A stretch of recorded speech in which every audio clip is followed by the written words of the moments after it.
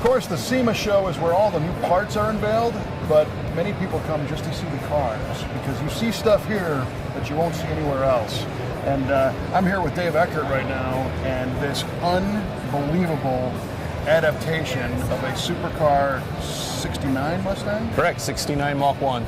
Yep. Well, tell me a little bit about where the idea for this car came from. Okay, the owner of this car loved the 69 Mach 1, loved the body styling, loved everything about it.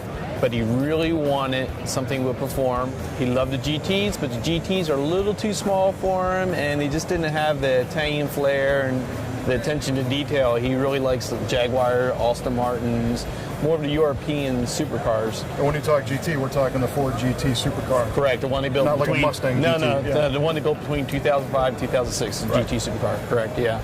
Yep. So he wanted the best of all worlds. Correct, yeah, that's what he wanted. He wanted to keep it all Ford. You know, the power plant had to be Ford, the body had to be Ford. He said other stuff you can play with a little bit, but it needed to be pretty much Ford. So at that point, did he say, figure it out? You just make it At that happen, or- point, no, he came to me straight to the day. He goes, yeah, I have a real idea. Let's do a Mach 1, but let's try to do an aluminum body, something really different, you know, type of deal in it. He was pretty open, and as you know, and then he came up with the concept. I could even go for something like a mid-engine or something like that. So that's where we came up with the concept of this car. So we're looking at an original Mustang with a GT supercar driveline transplant, but there is so much more. Oh, correct. Yeah. Yeah. The car. You know, the GT super plant was hard enough to get into the car, but the other thing is the car had to handle, had to perform. We're building a car that's like the high-end exotics out there, so we needed something that wouldn't just look good, but it has to be able to keep up and perform as well, if not outperform the best exotics out there. So Okay, well, the original 69 Mustang platform is a real long nose, short deck, little weird balance, and now you're going to put the engine trains in the rear or the mid of the car. How did you change the proportions? Because everything's been touched. right, everything's been touched on the car. Basically, it has the 108-inch wheelbase that the stock Mach 1 had. But what we did is the car's been lowered 10 inches from where the stock Mach 1 sat. 10 inches? Yeah, 10 inches. The roof's been moved forward 2 inches and dropped 2 inches to give it the look we needed. Shorter deck. Right, Yeah, shorter shorter deck. hood, I The mean. car, it's 8 inches wider than what the original one was. Again, we needed that track width of all the supercars, all have the track width. Yeah. We needed to have it for the balance and for handling, so. Wow. Now, what suspension did you use? It's actually C6 Corvette suspension in front, so it's 2010 C6 Corvette in the front. The back are C6 spindles with our own design in the back, though. Okay. And tell us about that Ford GT engine. The Ford GTN engine came out of a wrecked GT. Is it the 5.4 liter? It's the 5.4 liter, came out of 2006 GT supercar, had 200 miles on it, bought the whole powertrain out of it, and then incorporated it into here. Of course, we didn't just leave the GT motor alone. Right. We had to do upgrades on it, so. What'd you end up doing?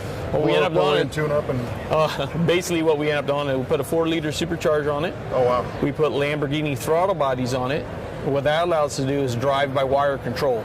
So it has a Motec 8 computer system in it, so we can literally dial the horsepower anywhere from 600 to 850 horsepower, 20 clicks on the dial, so we can actually play with that. How cool is that? Plus full traction control.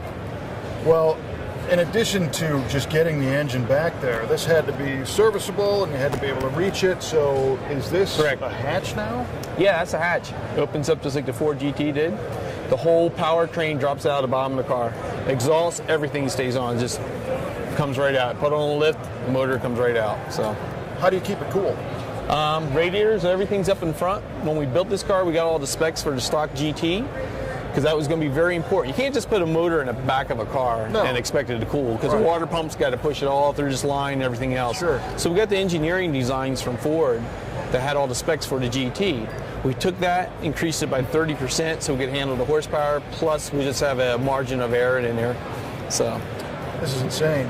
So now we know the technical side of how it goes and how it stops, but now you still got to make it comfortable and fit nice and everything else. Exactly. What'd you do inside? the inside, if you look at the inside, it looks like a stock Mach 1 for the most part. Shape-wise? Shape-wise, yeah, but it's all been upgraded, with leather. There's been trim added, custom gauges, everything's to really give it a high-end level again, like the Aston Martins and the Ferraris and stuff like Yeah. that. So But as far as dimension-wise, the seating arrangement is the same as the Mach 1 was. Yeah. Well, they were comfortable. Yeah, yes. Yeah. I'm really digging the wheels. Oh, thanks. The wheels, it was very important to keep this car looking like a 69 Mach 1. So we didn't want to do the traditional stuff where you shave the door handles, take the bumpers off, get rid of all the chrome. Street rod stuff. Right. You know, all the mods were in the body, so let's leave all that stuff on there so it's still recognizable as a Mach 1. The wheels, we didn't want to do a 5-spokes. Everything's been done to a 5-spokes there is. So what we wanted to do, we kind of copied the original Mach 1 wheel. Oh, yeah. Yeah. It's just that's a what we did bigger there. version. I like the color tie-in. Right. Where did you get those? Shots Wheels made the wheels for me. Oh, okay. Yeah. Excellent. Tell me what product line you used to paint the car?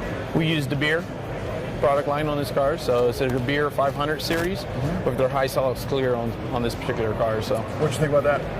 oh, we love it. I've been using it for 5 years now. Just Really? love the stuff. Yeah, it's on all of our cars. What is it that you like about that system? I love the clarity of the clear. The clears on their clears are really good. You can really do a lot of build on it, and you don't have to worry about sopping pops. You can let it air dry, and it'll cut and buff beautifully. Really? Yeah. It doesn't turn into granite.